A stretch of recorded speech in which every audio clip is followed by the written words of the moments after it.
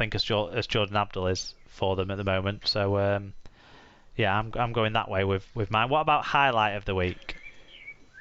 There's only one, really, isn't there? If you've picked anything other than a 17-year-old scoring with his first touch on debut, I don't know where else you're going. No, so it's Jason Garry-Carrick for me. It is, yeah. Totally agree. Not going anywhere else for that. In terms of the predictions, I went 3 out of 4. Somehow I thought Salford might win, and Tim went 4 out of 4. On the Superoo, David is top. Alan, you're second. Yellow cap wearing Tim climbs to third, with spoon holding Sarah falling to fourth, and I stay bottom. In the main Superoo, Craig, the ex-Cats fan, stays top. Joe Newman, though, wears the yellow cap.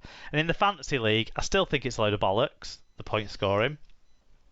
But because Tom Davies was given 10 points but got a try and over 150 metres, so that doesn't make sense. Alan Bagley, though, has pulled a second team into the competition, and that team has slipped into top spot of the competition.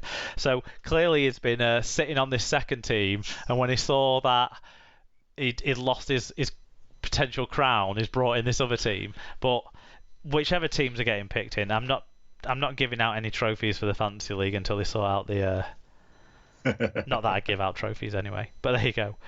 But thanks everyone for the fan views on those games. Great to get so many on that Wakefield Warrington game from both sets of fans as well, covering all angles for us there. That means a lot to us, being able to cover games that we don't get to see. I think we're now going to move on to other results. Yep.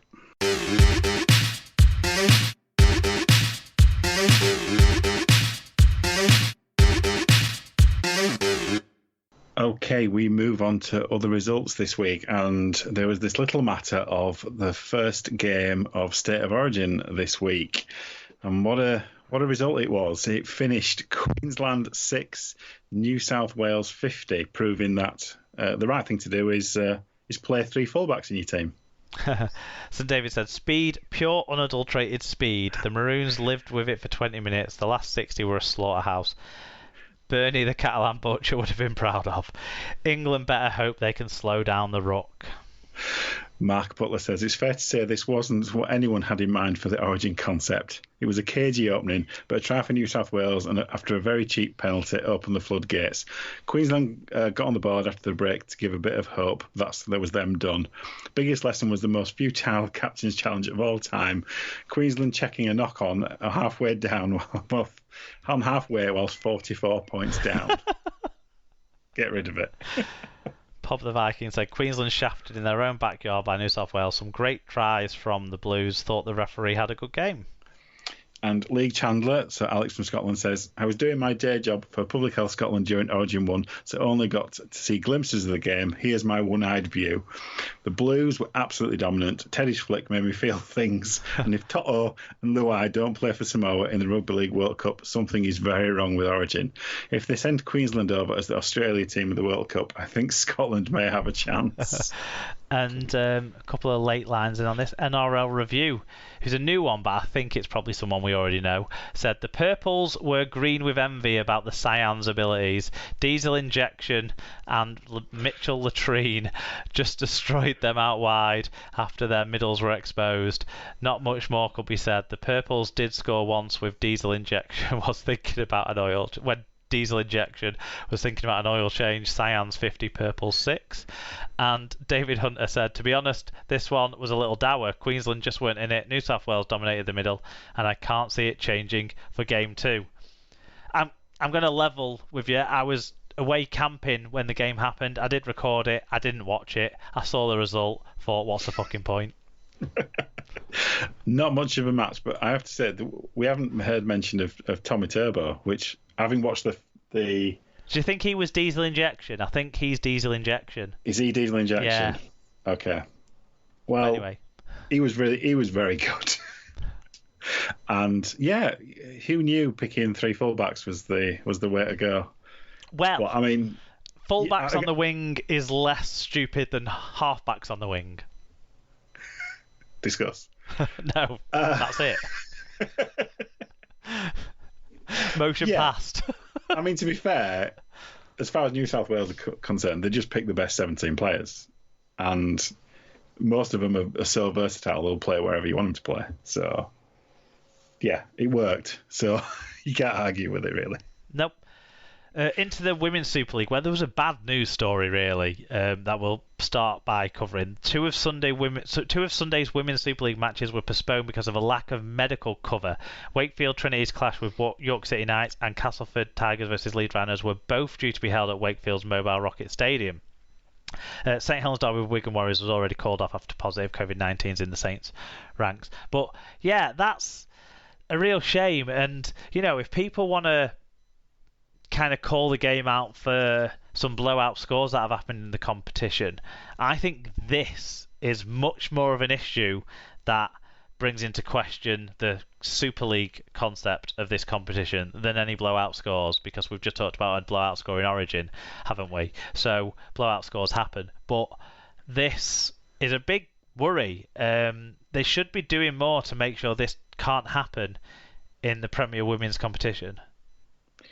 Yeah, because the only reason you hold a match at one stadium is to kind of resolve issues like medical cover and basic things like that, isn't it? So if you can't, you know, these are the basics that you've got to get right. You'd expect, well, you expect community clubs to get this right. So there's absolutely no excuse for not getting this right. And you know, obviously I don't know the circumstances, but yeah, it's not a good look to have to call off matches based on ancillary things around the game, which should be organised, frankly. Yeah, and also not helpful when you've scheduled tweets and then you kind of are sat watching another sport for the afternoon, go back to your phone after having some family round for a barbecue and stuff after the football, go back to your phone and find a load of messages, 4 or 5 messages pulling out the awkwardness of us of that scheduled tweet still going out. But anyway, there you have it. There was one match though. It finished Huddersfield 8, Warrington 44. I think that's Warrington's first win actually, and the standings suggest that, because it means St Helens, Leeds, Wigan and Castleford are all still 100%, with none of them playing this week. York are on 33%, with Warrington, Huddersfield, Featherstone and Bradford all on 25%. Wakefield are the last remaining side to get off the mark at the bottom. So also we had a full round of championship fixtures this week. Did we not? No, Toulouse, Newcastle. All right, yeah. Come on, Toulouse only play once every 3 weeks. Well, they're going quite well on it. But yeah, it was round 9 in the championship. So it finished Oldham 28, Sheffield 32. Halifax 6, York 6, and I watched that one. Halifax were very good value for that win. It finished Swinton 30, Newcastle 36. Again, Swinton just can't quite get over the line. Whitehaven 20, Batley 24. Good win for Batley. Another game I watched, which was a cracker in its own way. Widnes 22, London 24. And Dr. Hideous said, "Thank you, Jack Owens, with the score at 22-24 and only seconds on the clock. Widnes had an overlap out on their right and was certain to score when he knocked on. Definitely my player of the match." Was it a good game, that one, then? It sounds like Widnes were maybe on the rough end of things a little bit. London a bit lucky? Well, London did score kind of, with literally, about 90 seconds to go-ish to kind of take the lead. But it had been backwards and forwards all day. And it had been a very competitive match. Not something you can say about the next one. It was Featherstone 44, Bradford 0 in... Everyone thought it was the match of the round, but I knew we'd always get tanked at Fev. It shows what the distance is between the top and the top two and the rest, doesn't it? I mean, genuinely, 7 wins on the bounce for us was great. I can't, disregard that. But there's a massive gulf between Featherstone, Toulouse, and the rest of the league. And with Bradford without Brough, that really puts them back in the pack, doesn't it? Yeah, we never looked. We could still be playing now and not scored. We were not good, but there you go. In terms of the standings, though, Toulouse and Featherstone remain on their 100% records. Bradford stay third on 77%, with Batley just behind on 75%, and London chasing on 61%. Halifax have 55%, with York and Sheffield on 44% completing the top 8. Widnes have 38% with Dewsbury on 37 and Newcastle on 31. Whilst Whitehaven have 27% win rate ahead of Oldham on 22%, leaving Swinton so close again, but yet to get off the mark at the bottom. Yep. In League One, it was round 5. It finished Barrow 40, Rochdale 4. Barrow looking dominant. It was the Scholars 10, Hunslet 62. It finished North Wales 0, Doncaster 68 in a match that I saw some of before turning off. And it also finished Keighley 72, West Wales 12, and Coventry 12, Workington 30. That is a real disappointment for North Wales, actually, isn't it? You know, some of the other ones probably expected, and Coventry, you must say, hung in quite well against one of the best sides in the league. For North Wales, it started badly in like the second minute, and then they conceded again, and they had no possession, and they kept giving away penalties at the worst possible moments, and it was all over and done with it. To be frank with you. But yeah, it's a good win for Doncaster. In the standings, Barrow stay top with 100%. Doncaster and Workington are both on 83%. Keighley and Hunslet are on 50%, whilst Rochdale, Coventry, London Scholars and North Wales are on 33%. West Wales are winless at the bottom.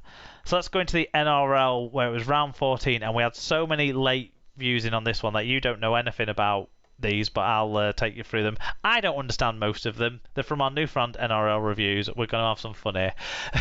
So, the Sea Eagles 50, the Cowboys 18, and NRL reviews said many thought the Flappers would struggle without diesel injector, but they were wrong. Although the reverse Cowgirls flipped the script early with the first 2 tries, they were facing in the wrong direction by half time with 3 quick tries before the break. It only got worse from there for the mounted ones, with the Flappers pulling up their skirts. Flappers 50, reverse Cowgirls 18. Then we have the Sharks 19, the Panthers 18, where NRL reviews said, after last week's embarrassing display against the Kittens, the Companions were looking for redemption. They never looked comfortable without their magical stars. When the old Koilan went the length, it looked like they were well out of it. Some creative plays made it close, but the Companions forgot how to win, and the rare New Zealand variety Sean Johnson Goldfish slotted the field goal.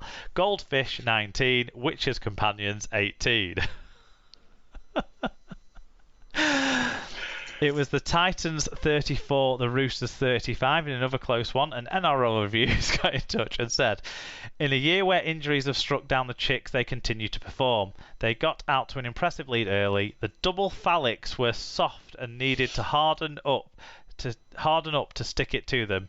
It took some Chick foul play to get them going, and they were coming back into it until a small child called Sam Walker made the phallics limp and kicked the Chicks to victory. Chicks 35, double phallics 34. It was the Rabbitohs 24, the Knights 10. Burgess played for the Rabbitohs off the bench again, but the bigger headline from Britwatch point of view is Dom Young was put into this game, his second NRL game. He got his first NRL try and 113 metres, did the imposing outside back. And NRL Review said, the fluffy bunnies looked like they ate Popeye's special grass. It was all glorious communism as the red and greens kept going left to Lennon Johnston. The Metal Men used their UK import Dom Young to great effect, and he scored his first, but the bunny magic was too strong. Fluffy Bunnies 24, Metal Men 10. It was the Raiders 38, the Broncos 16. Hodgson with a try assist, and Whitehead and Sutton also played for the Raiders. Farnworth with a try assist and 120 metres playing at fullback for the Broncos. NRL Reviews said, both the Ponies and the Kermit started strong, but it seemed it was easier being green. The reappearance of White Line for the Ponies in their stables had no real effect, as overhead projections men ran out easy winners. Special mention to Ryan Sutton's tools, who was great in the middle. Kermit's 38, Ponies 16. What the fuck is going on this week? Warriors 16, Storm 42. NRL Reviews said, although they put on a brave face, the scary faces were just never in this. The mist descended on the central coast and took a commanding lead through the cheese shop and his pals.